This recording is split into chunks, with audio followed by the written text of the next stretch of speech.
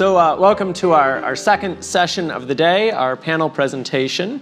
And this presentation is entitled Balancing Our Commitments to Local, Community, and Cosmopolitan, Not Universal Principles.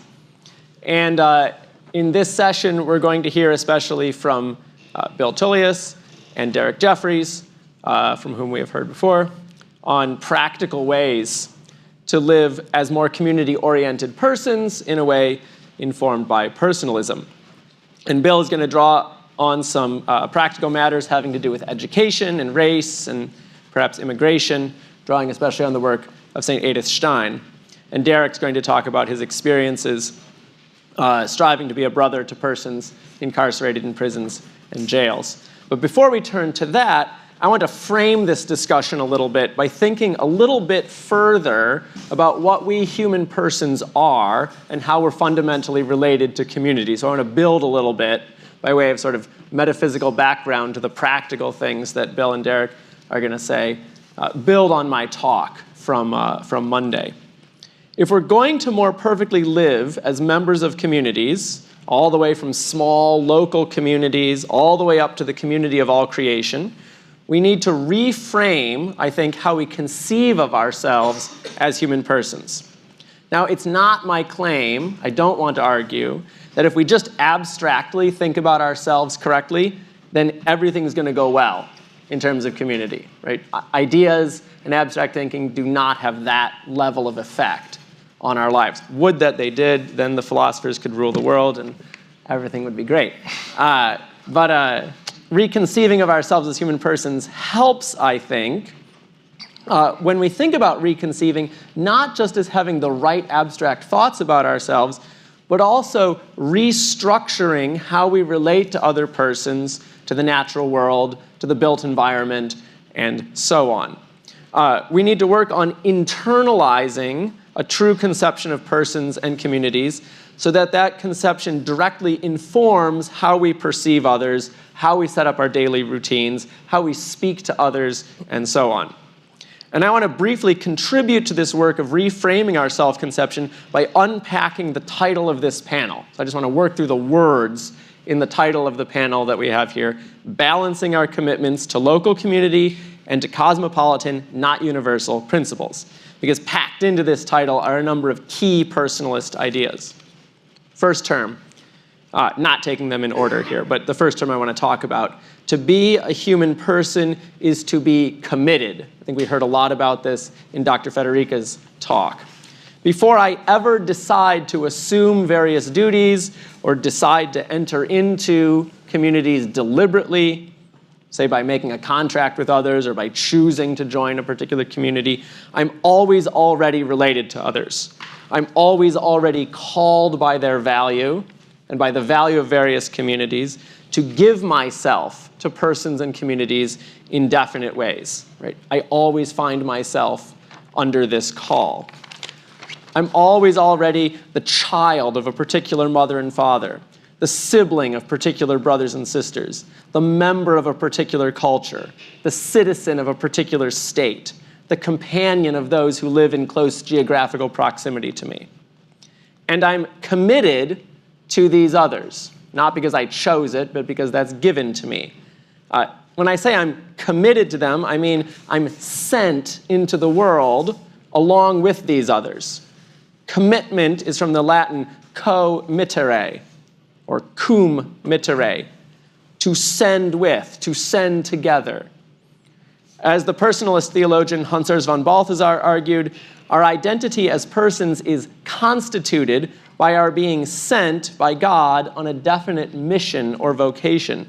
Just as the Father sends the Son on a definite mission in the Incarnation, so we, who are created in the Son, created as sons within the Son, we are sent on definite missions.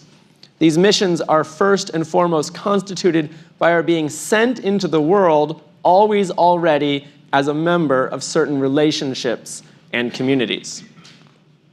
Second term, to be a human person is to be part of a local community, to have a locality, a place.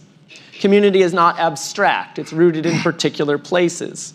I came into existence as a material being at a particular time and place, taking my origin from definite material persons, my mother and father, who themselves lived in a particular time and place, particular culture and state. Being incarnated in this body commits me to this body. I have to live as this male American individual, with all the idiosyncrasies and strengths and weaknesses that this body gives to me.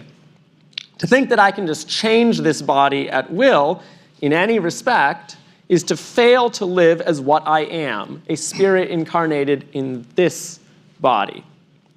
Furthermore, my body can't be abstracted from place. I can't understand my body as sort of a purely mobile entity that can be located in any place at will.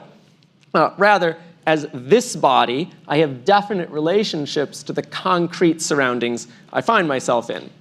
To be located in a place is to have definite commitments to that place, to the people and the nature and the artifacts that are found there.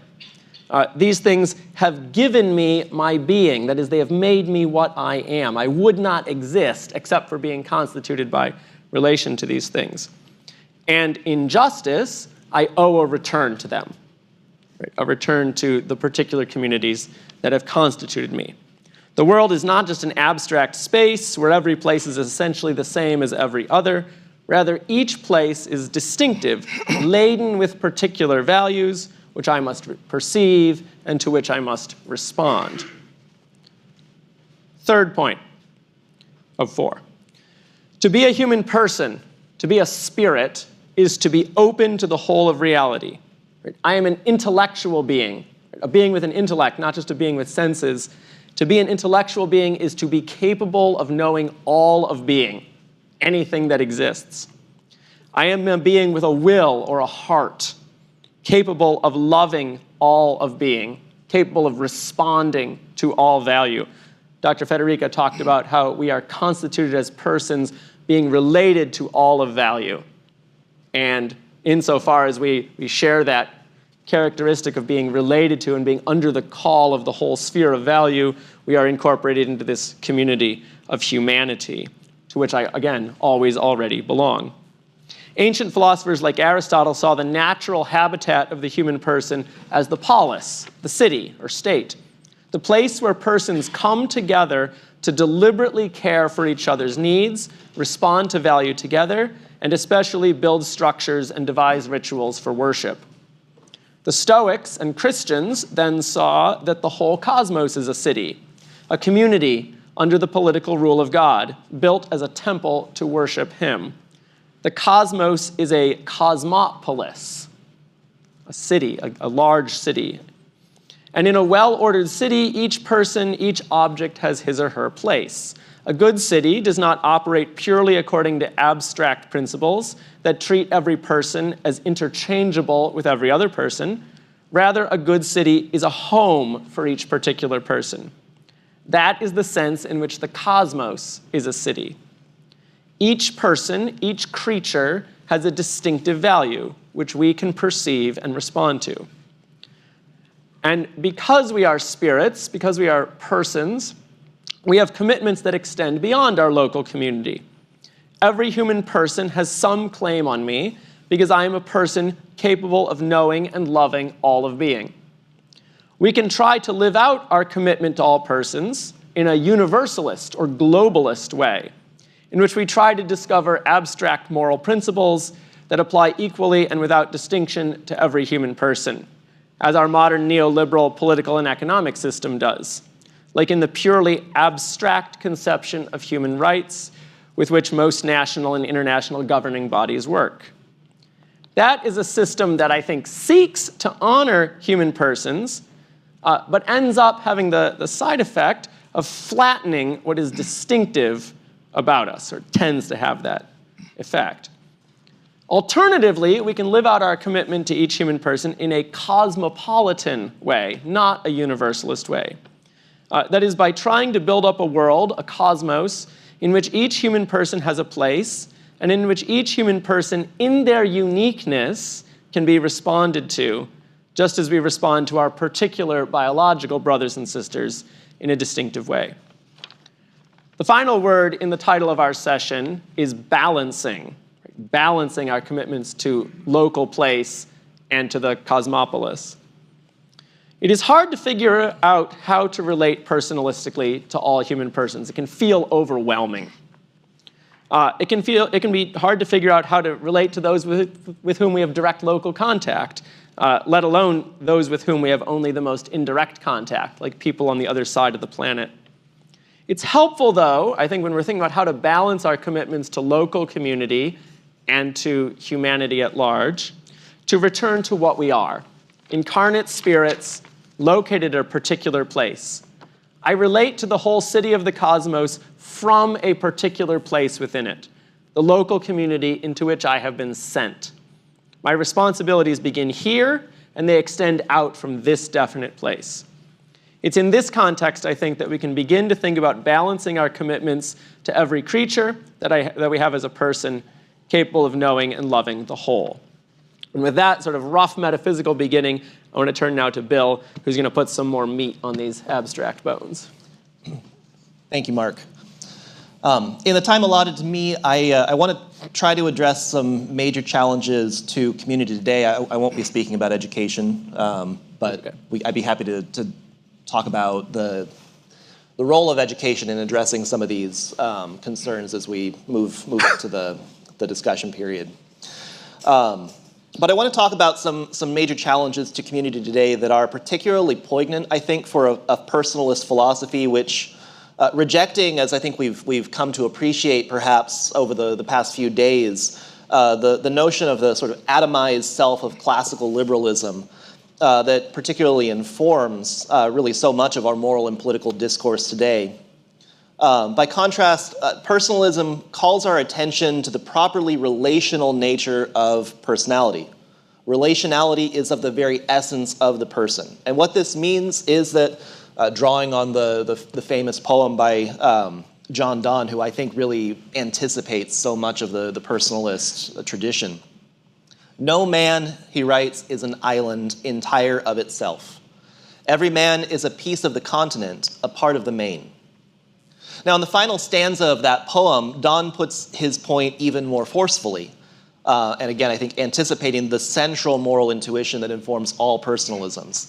He writes, "Any man's death diminishes me, because I am involved in mankind, and therefore never send to know for whom the bell tolls, it tolls for thee." But I think we can ask, what does it really mean to be involved in mankind? To be involved as an individual person in a supra-individual reality? What are the ethical responsibilities that the fact of my relationality to the other places upon me, especially when we consider mankind much more widely than even Donne does, where in his second stanza he considers merely the loss to Europe represented in the death of a single European. He writes, "If a clod be washed away by the sea, Europe is the less." That is, what if we consider our responsibilities to those who are not only individually other to us, but are a foreign other in a more emphatic sense? Whether as the recently arrived ethnic other in my own neighborhood, the other who is a subject of racism here in my own communities, or the other whose life or well-being is under threat in some other part of the world. For example, in Israel, in Gaza, in Sudan, Afghanistan, Burma, or some other hotspot on the far side of the world. What are our responsibilities to the immigrant, the refugee, or the victim of foreign wars? And what are our responsibilities in the face of racism at home and abroad? What I would like to do, while avoiding making statements about policy in regard to each of these challenges to community today, is to consider principles that personalism, and in particular the personalism of Edith Stein, might offer us in responding to these challenges. I think that there is some value in turning to Stein on these questions because her thought on responsibility or involvement in humanity either directly address or can easily be extended to consider questions that I've raised here. So Stein first addressed some of these themes in her work on investigation concerning the state, writing in the aftermath of the collapse of the German Empire after World War I.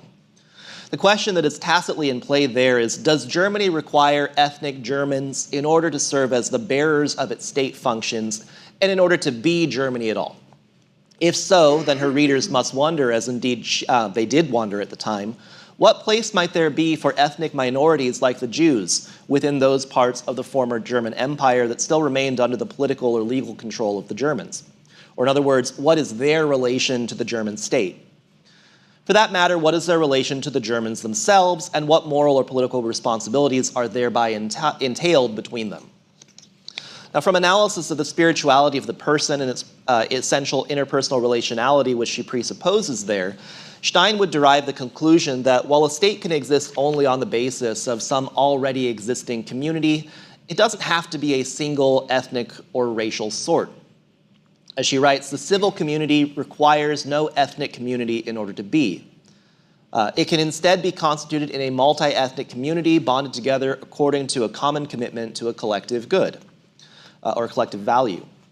Stein's reasoning for this conclusion is less important for our problem, though what is significant is an insight that she discovers in the process, and an insight that I'd like to draw out a little bit. Stein holds that any folk or an ethnic community, as such, comprises an open multiplicity of individuals that is indifferent to the personal particularity of its members. That is, an ethnic community, for it to be a community as a community at all, there has to be, as Sarah Borden puts it, a we orientation and an openness to the group. In such openness, ethnic community must therefore entail a continual mediation of solidarity among those elements separated in time and space. That is, a feeling of belonging to and with the community, such that, quote, every member of the ethnic community must bear the imprint of his or her membership in it, at least in the fact that the member represents the ethnic type.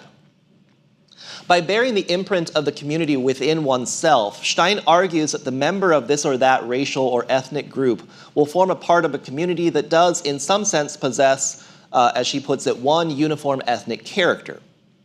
And what this character consists in is captured in the distinctive culture that emerges from out of its shared life. Indeed, it is essential for an ethnic community to be culturally creative, as it is the culture rather than physical morphology, blood ties, etc., that constitute the unique identity of the folk. This is, in fact, the heart of its unique communal value, that each folk is a personality with creative distinctness, as she puts it. It is the moral responsibility, then, of those who bear responsibility for the state or its legal architecture to recognize and respond to the positive value that's represented by each and every folk within its population. So there is a place for the ethnic minority within Germany or within any state in general. Now, Stein's early commitment to the value of racial diversity for political life would become an integral part of her later philosophy of community. In Finite and Eternal Being, in the section that I asked them to include in the reader, Stein argues that it is a part of my vocation as an individual person to develop an acute consciousness of the reality that I'm a member not only of narrow communities, for example, family, a city, a nation, or a church, but that I am also a member of and bear responsibility for humanity universally. Humanity, humanitas, is given as an essential and permanent fact with respect to my essential nature. Yet it takes a heightened moral sense to intuit the depth of our responsibility for humanity, especially where the universal human community is construed to include not only others of my own culture, race or ethnicity, but most especially the foreign other. This is in part because, in spite of the fact of my membership in a larger whole of humanity, I am always already immersed within the narrower range of my smaller communities, including ethnic ones, with their possible empirical tensions vis-a-vis foreign others. This, in fact, is quite important, Stein insists, for developing one's own personality. For example, to come to acute consciousness that one is German and belongs to the German community, French and belongs to the French community, etc., is quite significant for understanding something of who one is and how one belongs with and to a community of others, as Dr. Spencer stated. Thus, recognizing my immersion within an ethnic community and demarcating something of the narrow context in which I live my life initially appears ambivalent with respect to its potential value. It is positive insofar as it alerts me to who I am in the context of the communities that serve to constitute my identity.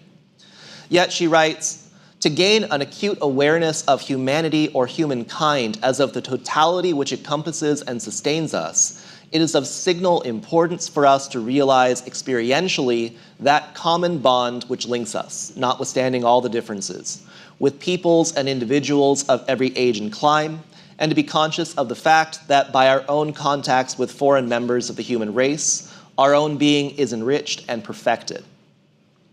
So insofar as my awareness of ethnic belonging may be construed in some tension with a particular group of foreign others, my particular folk consciousness can potentially obscure this recognition of a universal human dignity. In this respect, it acquires a negative value.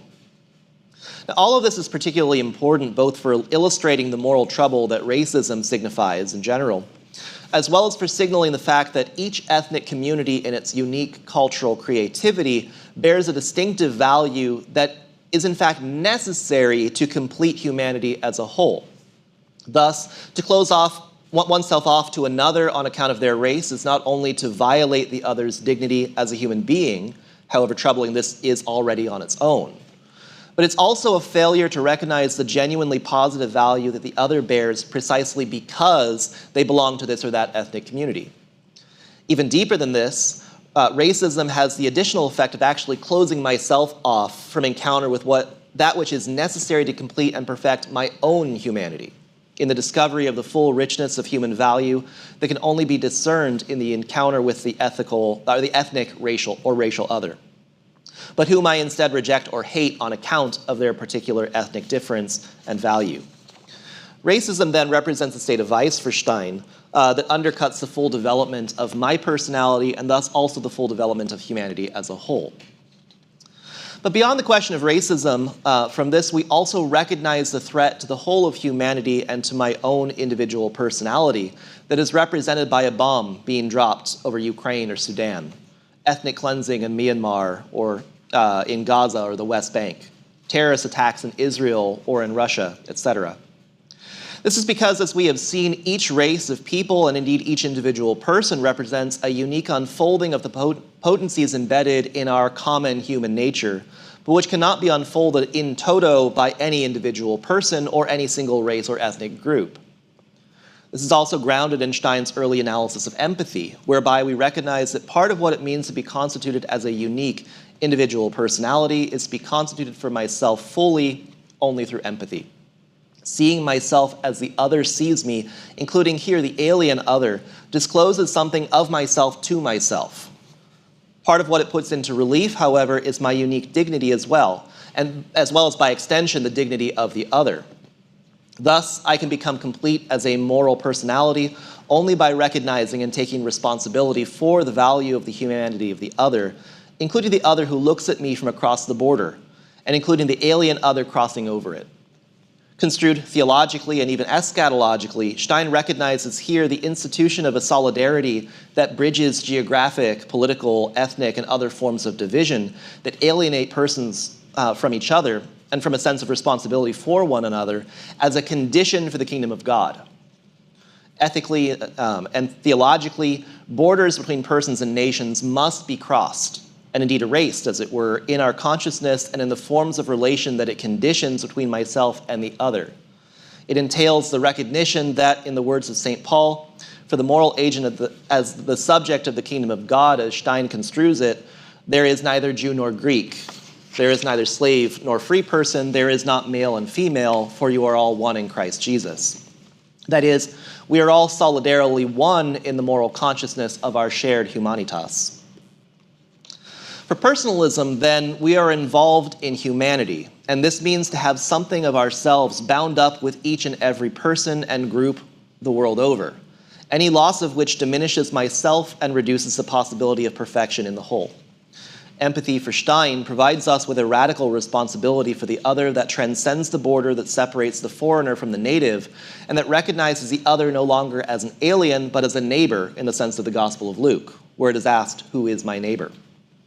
Such responsibility has profound implications for the geopolitical and moral crises of the day.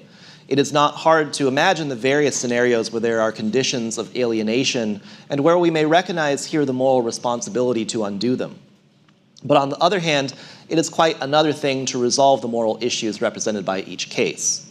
Now, with Aristotle, I refuse to lay down general or universal conclusions as to what all this means for each of our social and geopolitical crises. Each must be tackled singly and with a firm consciousness of the particularities involved in each case. Or as Derek told us yesterday, we have to become familiar with the issues and the institutions.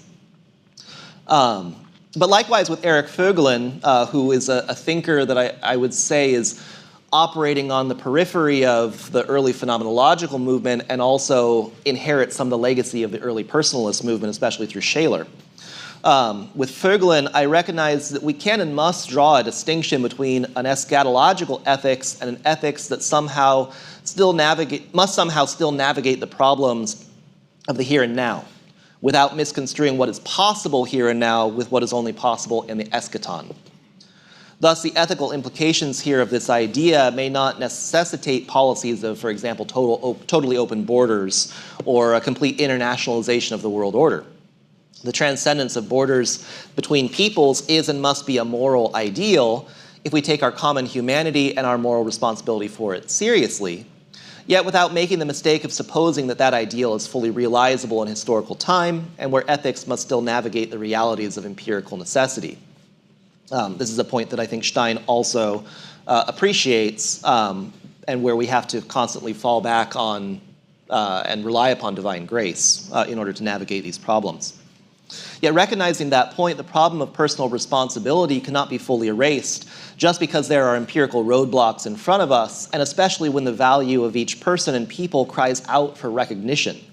And when our own being's full enrichment depends upon our hearkening to the demand to grant such recognition, not only internally within our own individual consciousness, but through positive action as well.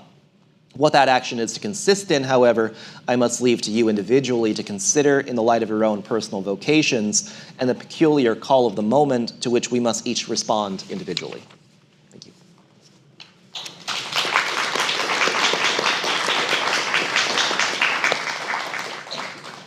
First of all, Bill, thank you very much. It was a very insightful treatment of Edith Stein. I really appreciate that. We've had some theoretical discussions in the seminar about individualism, about collectivism, and some of the problems with both of those. We've also looked at a possible alternative built on personalist principles. And sometimes our discussion is very theoretical. I really love doing theoretical material. I do a lot of it myself. But in this presentation, I want to be very concrete. I want to see how these personalist ideas can possibly play out in just one instance. And I'm just talking autobiographically here. I hope it will be helpful to people in the room with your other kinds of interests. So I'm going to begin by talking about what happened to me during the COVID pandemic. That's going to be my introductory comment. Then I'm going to talk about my experience in a prison chapel. Not as a teacher, I have been a teacher for many years, but as a brother in Christ with the inmates of this chapel. I'm going to step back and describe some ways of encountering the person, the availability that I talked about earlier. How does this play itself out in a concrete situation? So when COVID hit us, I had been teaching in a jail. I had taught for 4 years in the county jail, which is different than the prison. And I had developed a program where I taught philosophy to the inmates a couple times a month, and I really enjoyed this very much. But all of a sudden, that ended very abruptly and dramatically, and it just disintegrated because of COVID. We could not bring people into these institutions. Tens of thousands of people got the disease, many died, and the institutions closed down to volunteers, which I perfectly understand. But in the months, it wasn't too long, but in the months where I was not allowed into these institutions, I felt a real lacuna. I felt a real absence. And I'm sure this period of time for all of you was a period of prayer and contemplation, and I really went into that state of praying and contemplating. And I realized just how important the work I had been doing with prison inmates was to me. not to other, but how important this was in my life. I've written books on it, and it was really a central part of my life. So as soon as COVID subsided a little bit, I mean, it really didn't. We had to take tests and all kinds of stuff to get into these institutions. But as soon as we were allowed in, I resolved that I'm going to become a deeper member of the prison chapel. I had been going to Mass maybe 6 to 10 times a year, and I learned a great deal from that experience. But I decided that I was going to attend Mass weekly, and I was going to join the men's group related to the chapel, and I was also going to become a lector. And so I decided to do this.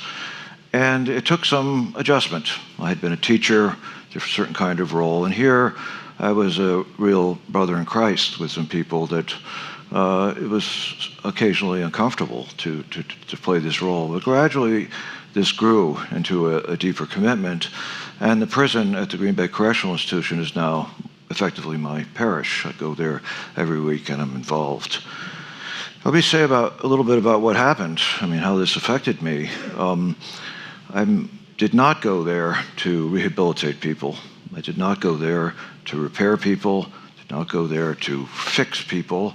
I went there to be present, to be a presence. And for me, this is a mutual presence. I'm not going there to do mercy to people or anything like that. It's to try to give and to receive. And that receiving dimension has been enormously powerful for me, to receive all kinds of experiences in this terrible institution. What does that entail practically? I mean, it sounds, I was speaking about Gabriel Marcel, and that's all important, and I write about that, but what does this entail day to day? The first thing it entails is a kind of patient listening. You have to prepare yourself to what is going to happen this Thursday during Mass. We've had a lot of disorder, we've had violence, we've had all kinds of drug problems. So what's going on in this moment? How am I going to think about? So just quiet myself down. I'm a professor, I talk a lot. Just quiet and just think about what would happen. The other thing is to communicate with the other person in different ways. Sometimes people don't want to communicate in a verbal way. As I just mentioned, I make a living verbally. I talk a lot. And sometimes people just don't want to talk. Sometimes somebody is very angry, and he wakes up angry, and he doesn't want to talk to me on a Thursday. Maybe he is in despair. We've talked about despair, and people have despair. Maybe he needs medication. Maybe he's not on medication. Maybe he's on illegal drugs. We have a big problem with fentanyl right now in our prison system, and maybe that's the situation. So if he doesn't want to talk, that's fine. I will just, I sing, I go, I'm a lector. We can just negotiate that's fine. There are also nonverbal means of communication. John Paul II speaks very beautifully of this in Salvifici Dolores. Ways you communicate without talking. And I've really learned how to appreciate those, how to communicate with a person without really saying much at all.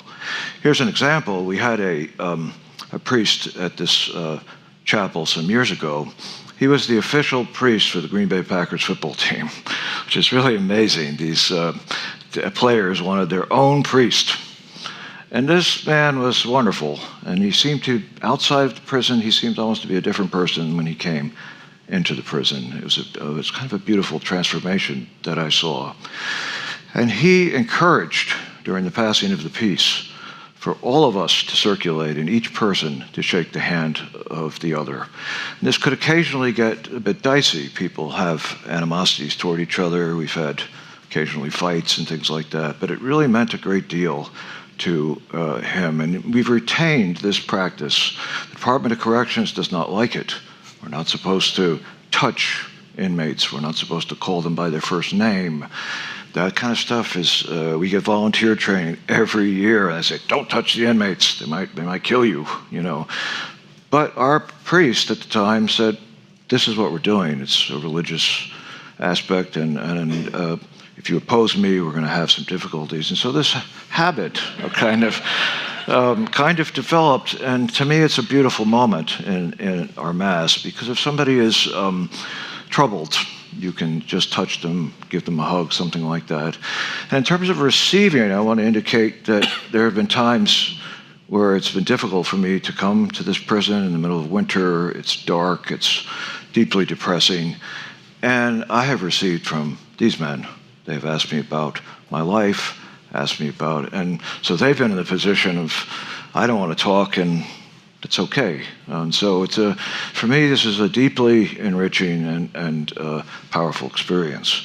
Now, I want to end with the question of moral judgment, because I've talked to a few of you about difficulties. These things aren't always easy.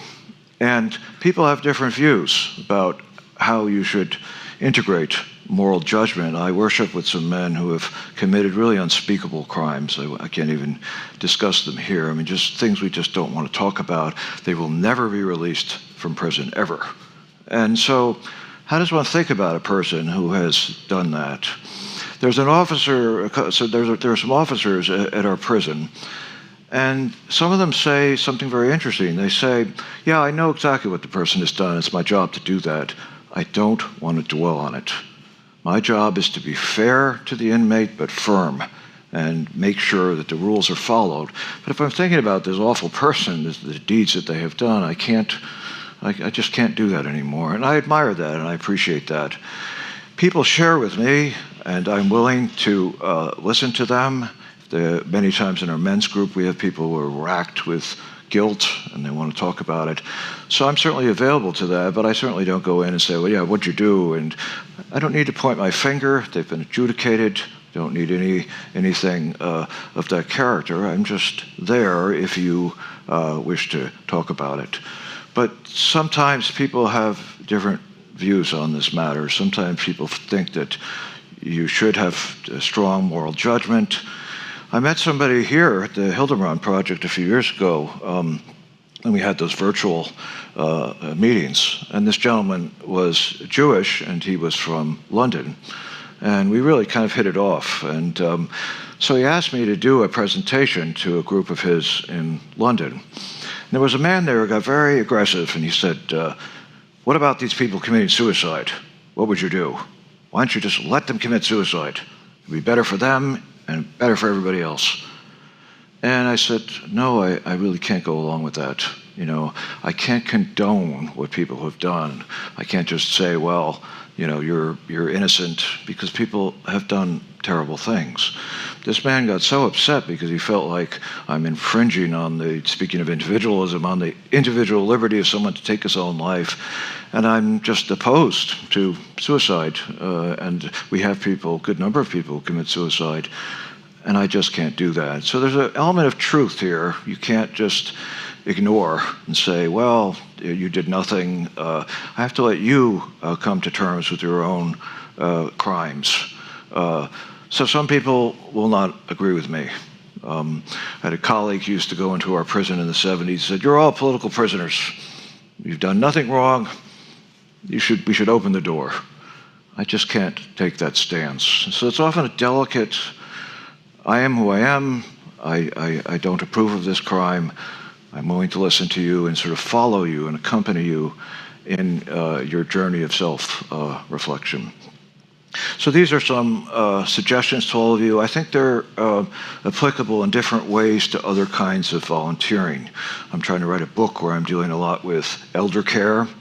And in elder care, sometimes people have a lot of bitterness, and they think their life has been terrible. And so what does one do in that kind of situation? You say, oh yeah, you're right. You know, you had all these horrible mistakes you made in your life and everything's fine. I don't think that's the case. And so there are a number of situations, hospice, hospital, working with the homeless, things like that, where I think, at least I hope, that what I've had to say might be useful to all of you. So thank you very much. I'll take some questions.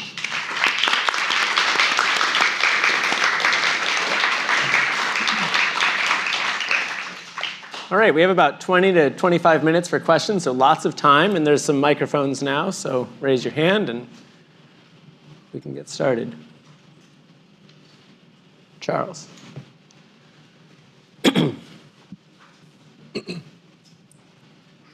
Thank you very much.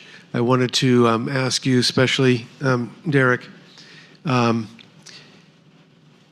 isn't there a creative tension or distinction between the sin and the sinner? That the sin can be judged, but the sinner is still created in the image of God. And that to be present to the sinner is our calling. Is that a helpful distinction in what you are facing and for all of us?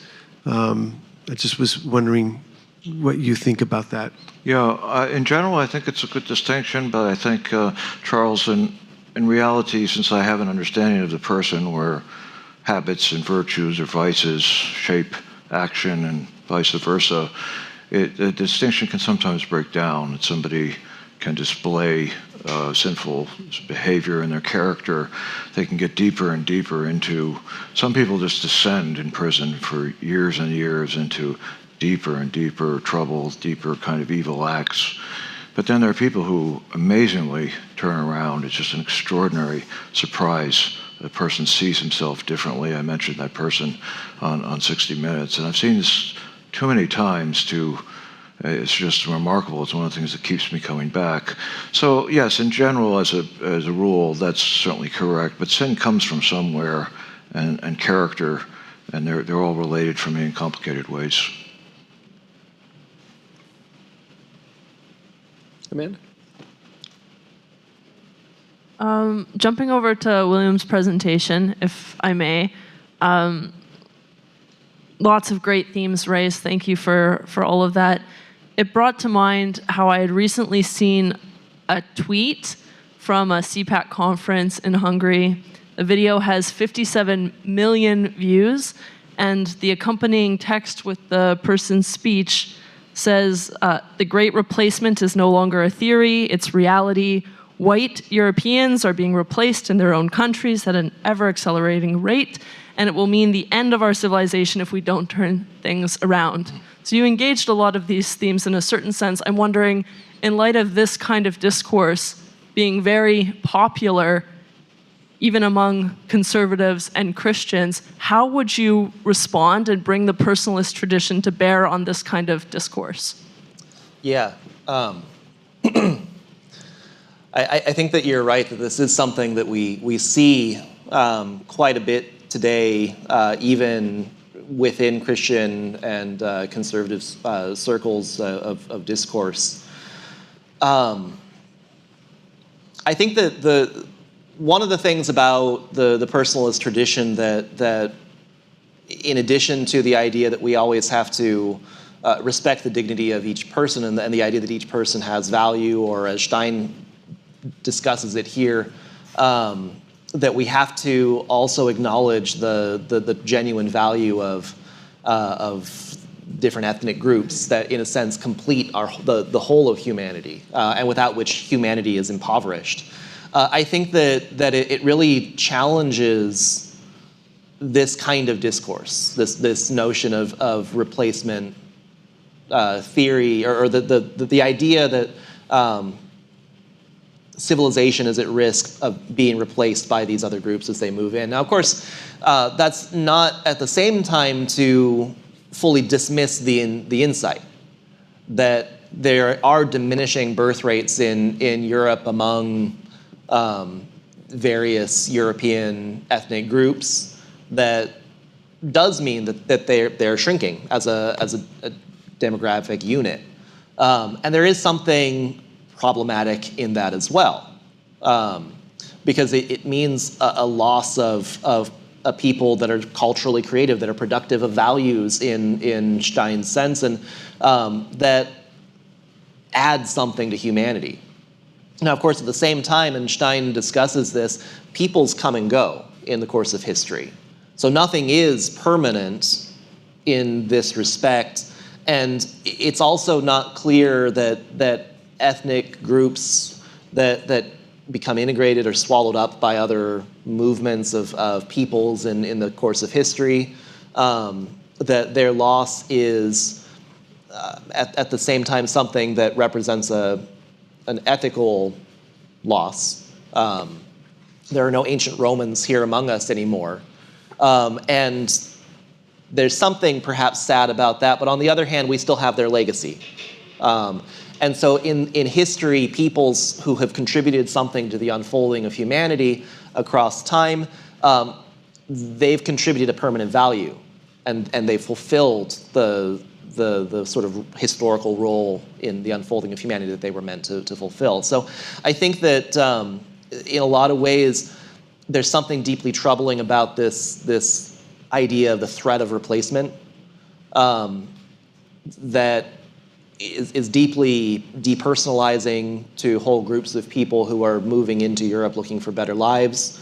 At the same time, there's something valuable in trying to hold on to past traditions and making sure that there's also room for an Italian culture, a Hungarian culture, whatever. So I think that those are some of the things that we have to kind of try to hold in tension. Welcome to the immigrant alongside preservation of what is genuinely valuable within individual cultures. But never allowing that to fully separate or denigrate different groups. Thank you so much for all your comments. Bill, you brought up a couple points about like global issues as you were speaking. And when you were talking about presencing, Derek, it kind of related in my brain. I think with the internet, we have this greater sense of like the human community. And with that comes like a greater sense of responsibility to be involved in all of these global issues.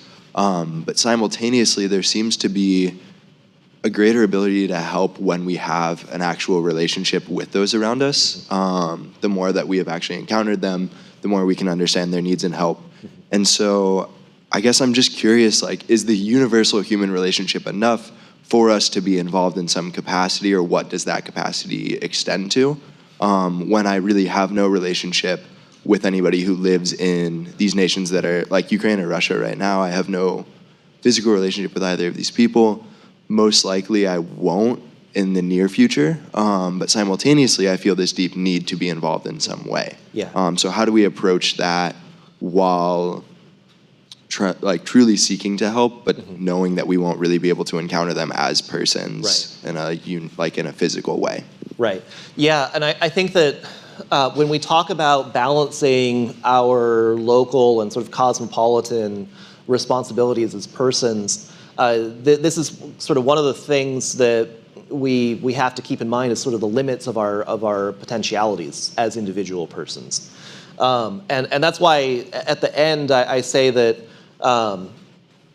that we have to each individually reflect upon this question as we try to we think about our own vocations as persons and the unique ways in which we feel ourselves called to respond to value, which is not necessarily going to be the same way that somebody else is going to respond to the same situation and the same set of values.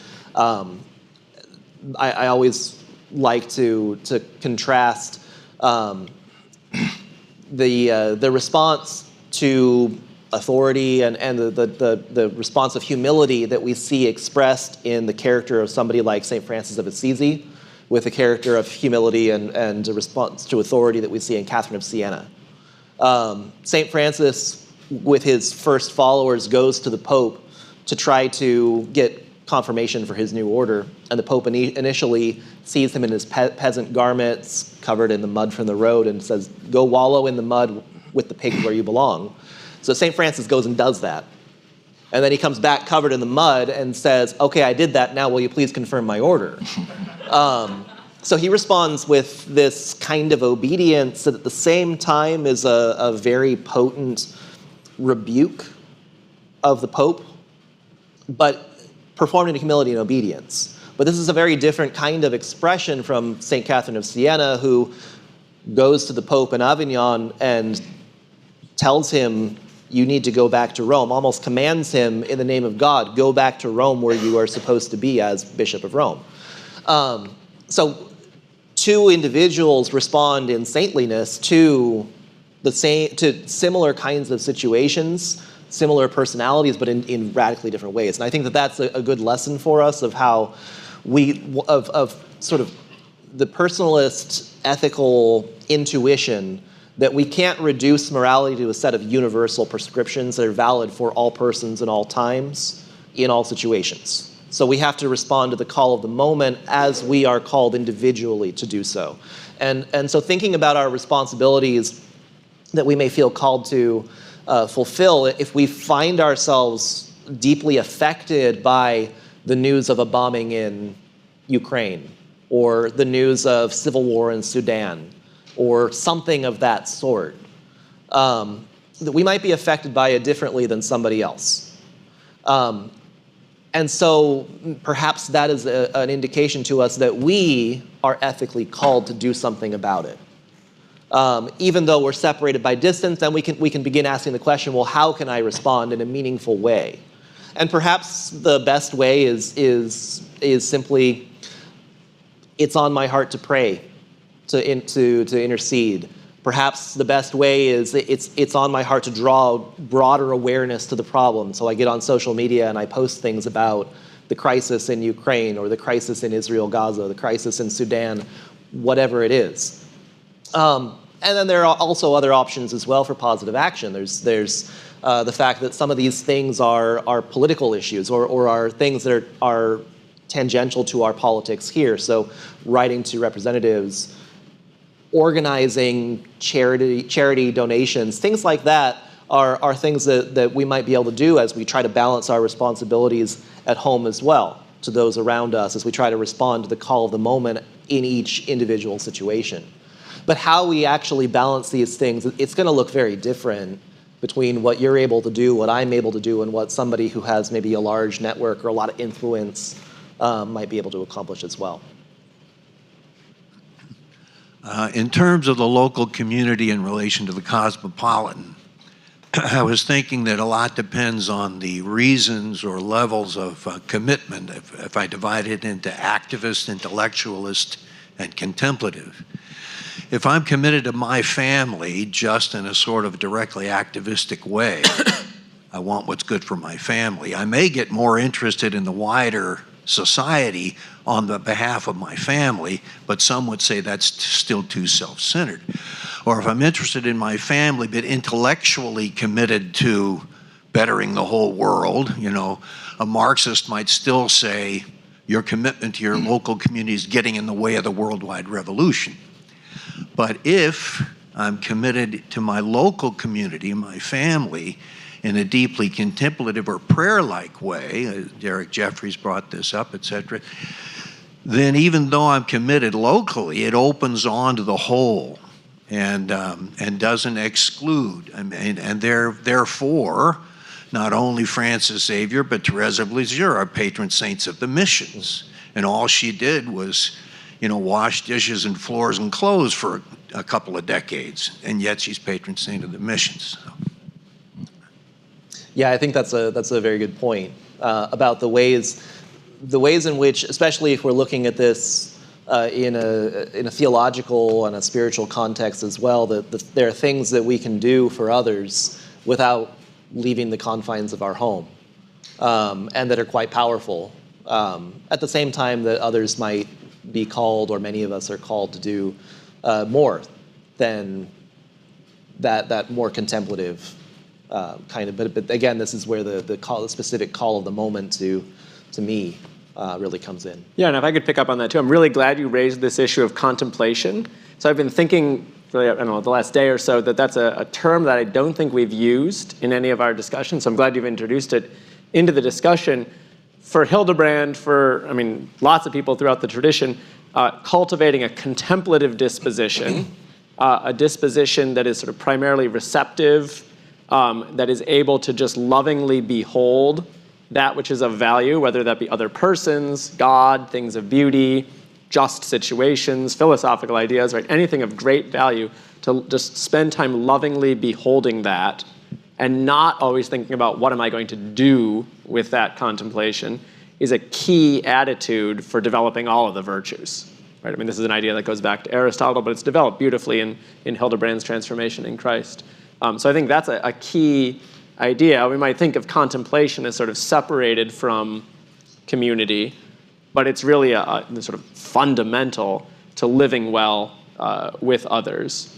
sort of paradoxically, you have to cultivate a contemplative attitude and not be always thinking about the practical ramifications if you're going to have good practical ramifications. So I think that's absolutely key here. I think that's a very good point, Mark. I mean, both of you said things that I could affirm. But let me just add, I spoke with Professor Crosby yesterday in our session about, the structures of sin or disvalue.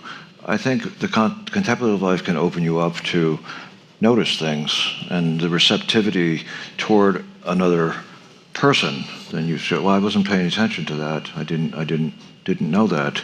You listen to their story, and they tell you a story, and well, I didn't know much about the Ukraine, so thank you. I had a Ukrainian woman come to my house the other day to pick up some mattresses that we were giving her for people coming from Ukraine. So just an opportunity to say, well, I just didn't realize that, and to sort of think about that and cogitate on that, I think is very good. One just quick thing I would add is that sometimes, back to John Paul's question, sometimes it can be a little more dramatic in terms of one's own interests and vocations, and in my case it certainly was.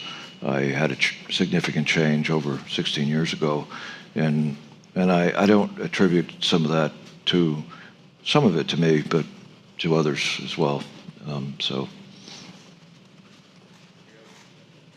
Time for a couple more questions if they're long, or many more questions if they're succinct. Thank you. I'll do my best. Thank you, all three of you. I wonder if any of you have any thoughts on sort of the concrete ways that we might help, the concrete limitations that might exist in fulfilling our cosmopolitan commitments. What I have in mind is the relationship between philanthropy and the limitations of philanthropy. If we contrast it, for example, with investment. So, brief example, philanthropy. We all have a sense that it's great to give away mosquito nets or water filters in poor countries in sub-Saharan Africa. On the other hand, by simply shipping loads of goods into the communities, we potentially take the solution out of the hands of the individuals in those communities themselves. By giving away too many mosquito nets, you put the potential mosquito net business out of business. And I'm concerned that, wonder if you have any thoughts about the relationship between those two.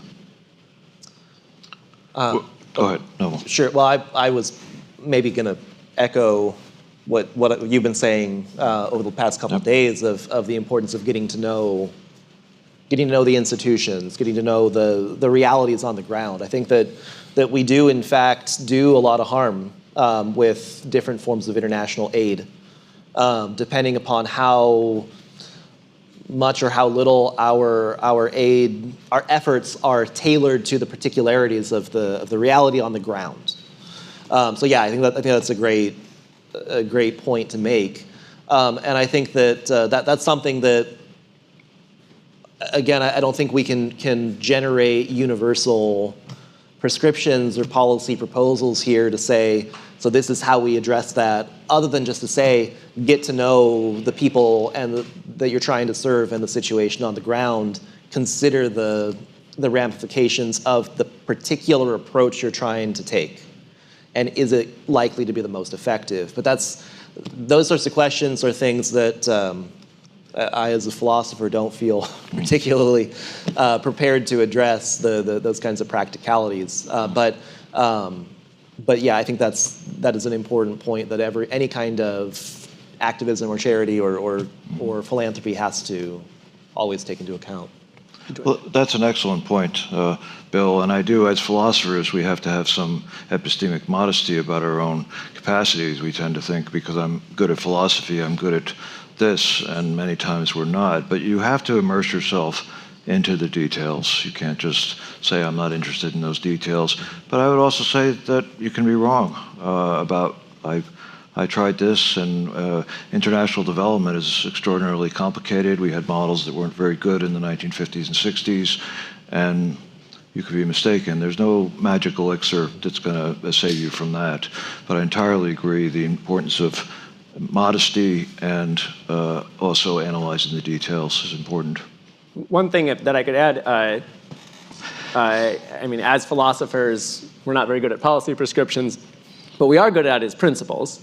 And I think the worrying thing about the sort of effective altruism kind of philanthropic model that you were alluding to there is that it's based on a deeply depersonalizing view of the moral life, both with respect to the persons being served, but also with respect to the person acting, right? So when I am trying to serve others, I should do so in a way that cultivates my own virtue too, right? Not like lower my own virtue so that others can do better. And this sort of consequentialist or utilitarian model where I'm just going to make as much money as possible so I can ship as many mosquito nets as possible and prevent malaria,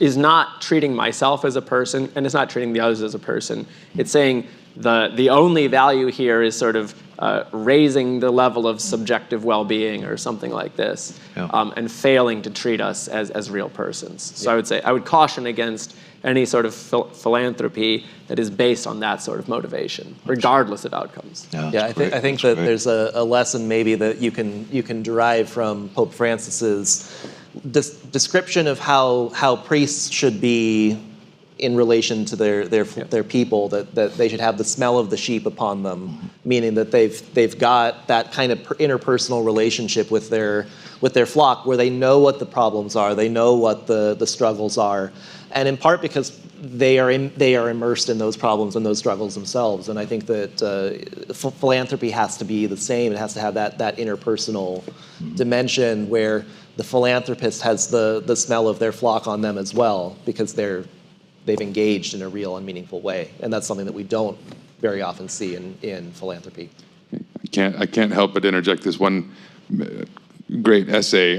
Some of you might have read it. It was in Communio about 10 years ago on Satan as the first philanthropist. And it contrasts philanthropy and charity, right? And they use the example of the Bill and Melinda Gates Foundation, where they won't feed the hungry outside of their building because they're worried they're working on fixing hunger, not feeding hungry people, right? We got to solve the problem, not feed the person, right? And I mean, we're very grateful to our philanthropists, but often we look at systems instead of people, and there's a real danger there, I think. So I highly recommend that essay in Communio if you want to go read it. Yes. I have a question for Professor Tullius, but perhaps a comment first on, I believe, Amanda, is it? I would maybe push back a little on the comment you made about the video. Of course, the person in the video wasn't advocating for the great replacement theory. She was merely pointing out that the other side wants white people replaced. And of course, there's no intrinsic value to whiteness. And that, in a way, brings me to a question. What exactly is the intrinsic value in, or at least in some way, in diversity? What is the value of a vibrant minority community of, say, Somalis in the Netherlands? Well, I think that there are, when it comes to immigrant communities, I think that we have a constellation of values that we have to consider. I mean, on the one hand, there's the value to the immigrants of something that they are seeking, a different kind of life, better living conditions, that point to the disvalues under which they live at home. And so at a certain level, there's the moral value to the community of the Dutch, the moral value of expressing a sense of hospitality, of recognizing the need and opening the doors. But to get maybe more to Stein's point about the value of a folk or an ethnos, the value of any folk is that it's culturally creative, meaning that it's productive of value of some sort. And value very much in the sense that we've been encountering it throughout the past few days, where we have certain kinds of spiritual values that are realized perhaps differently in one group as opposed to another, that gives us a greater sense of the vast range of potentiality of humanity as such, that enlightens us to things that we might not be able to cultivate in ourselves without first having seen it in another. So for Stein, and again, drawing on her theory of empathy, where we understand ourselves really fully only through empathy. That is, through first understanding the other, and that understanding of the other throws me back upon myself and alerts me to my own distinctness. It alerts me to my own insufficiencies. So what's the value to people of the Netherlands if there are Somalis living there? Well, you see a different way of life that you wouldn't have seen otherwise, and it brings in new possibilities for you. Things you might emulate, perhaps, or things that you can simply appreciate, and in the very appreciation of those differences, it opens up a new depth of life. Perhaps it should be a bit more concrete. I don't know. It's also sure in their otherness, they show us that we're all human, but I'm not sure quite what direction does it point to. Where should we go to receive? Well, I don't know too much about Somali culture and minimally about Dutch culture, so I can't speak to the particular situation. But my own background, I'm a Mexican American, so my family has their roots in Mexico, and I've seen the ways in which living life in a Mexican American family adds a certain richness to my own life and the lives of those who come and join us. It's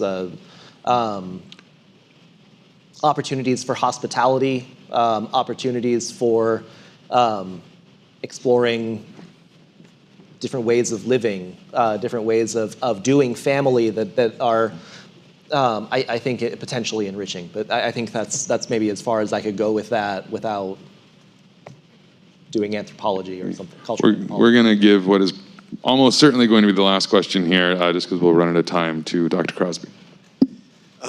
Derek, you years ago told me about the inmate that you dealt with who said to you, "Tell them that we're not trash." That inmate wanted you to convey that message to us, to the outside world. It's, of course, a heartrending thing to think that inmate perceived the outside world as looking in on him as trash. And so what interests me, growing out of the conversation and out of your interest in Marcel and his availability, how do you go about concretely restoring a sense of dignity, restoring a sense that the inmate you're talking to is not trash? How do you build up again? And the larger question is, perhaps people outside the prison are treated by us. You know, Ralph Ellison's book, Invisible Man, the idea that blacks are invisible in a white society and are somehow treated as non-entities. So, but I'm particularly interested in your situation in the prisons, and what do you do concretely to counteract that horrible impression of being trash? I've never forgotten this remark, and it was over 15 years ago. It just has stayed with me, this comment. And he made it very passionately in front of a bunch of other people, and it seemed deeply impassioned, and so I've never really forgotten that. And so there are two responses to that. I mean, as a teacher, I take people's intellectual and spiritual life seriously, no matter who they are in the prison. And many of the people that I teach have never finished high school.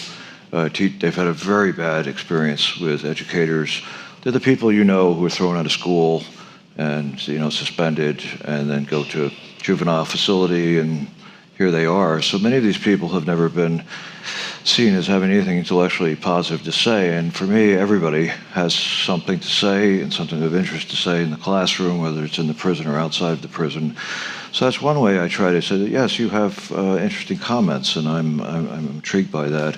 I don't want to call it ministry because I'm not lay ministry, I don't know what you call it, but the recent move toward a greater presence in the chapel, that's also just of a more physical presence, and to show up consistently. Dietrich von Hildebrand talks about faithfulness and the nature of love, and that means a lot of complicated things, but what it certainly means is show up all the time. People come in and out of these people's lives, and I just try to be there and see where it all goes. Outside of the prison as a teacher, I see myself as a kind of witness so I talk a lot about this with students, family members. Sometimes my family gets a little bit tired of hearing about prisons and things like that, but that's what I try to do. I try to tell his story to others, and so they don't just pass the prison and ignore what's inside. But thank you, John. That was a very good thing to think about. Appreciate that. I know there are a lot of questions still. I've got a one more from Cecilia, so one more it is. Thank you, you three. Really appreciate it. Wanted to follow up on Amanda's comment as well, the Great Replacement. Thinking about community at large and Hildebrand's understanding of the nation, I would guess, I would intuit that the concern about the Great Replacement is not a xenophobic terror of the other, but a diminishing and even destruction of a particular culture that exists in Western Europe, or take here in the United States, and the unwillingness of those who are coming to adopt the culture, the broader American culture, which we could define. I mean, it's hard to define. But language would be one, certainly. Acknowledging the tradition of the law in the West would be another. So I wonder if there is, I don't want to put words in your mouth. It seemed like that would be, from your perspective, a not shallow, but an inappropriate rebuttal to that concern.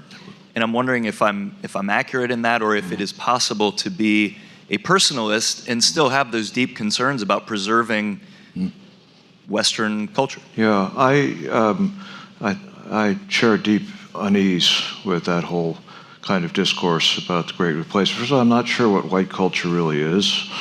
Whiteness is a very complex matter. People come from different backgrounds.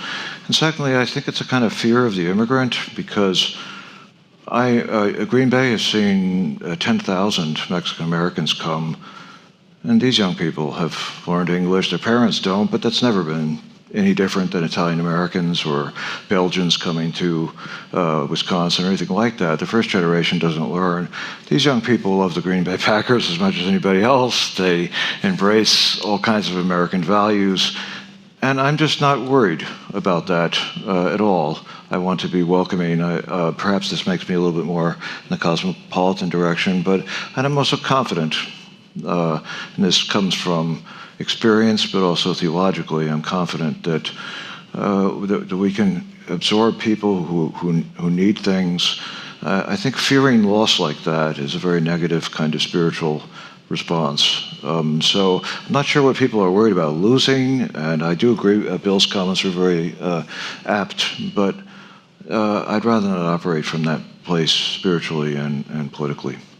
I think that for Stein also, she's very, very much looking at this from two directions. One is an eye towards the kingdom of God and how humanity over the course of history is unfolding towards the realization of the full unfolding of humanity as such.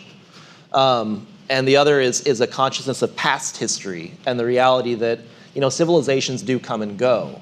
And a civilization is not privileged in the order of time to be preserved. Yep. So that on the one hand, if we can have a sort of hope that humanity unfolds and is unfolding in a direction, and perhaps there are reversals, perhaps it's not a straightforward path, but unfolding in a direction towards a greater completeness, then even if welcoming in waves of immigrants radically alters the character of our society, that might also be a good thing. Yep. Because with every folk, there are both positive things that they realize that other folks could not. Yep. But there are also implicitly limitations there because we're talking about humanity in a more concrete, finite context. So I think that the discourse of the Great Replacement is fundamentally mistaken and fundamentally problematic because it seeks to hold on to something in a static way. Yep. That in fact is not static, Yep. and perhaps ought not to be. That would be my Excellent. Yeah. position. Yeah. Thank you to our panelists. We are out of time. Well, hey, Mark, thanks, man. Thank you. Appreciate that. Thank you very much. Yeah.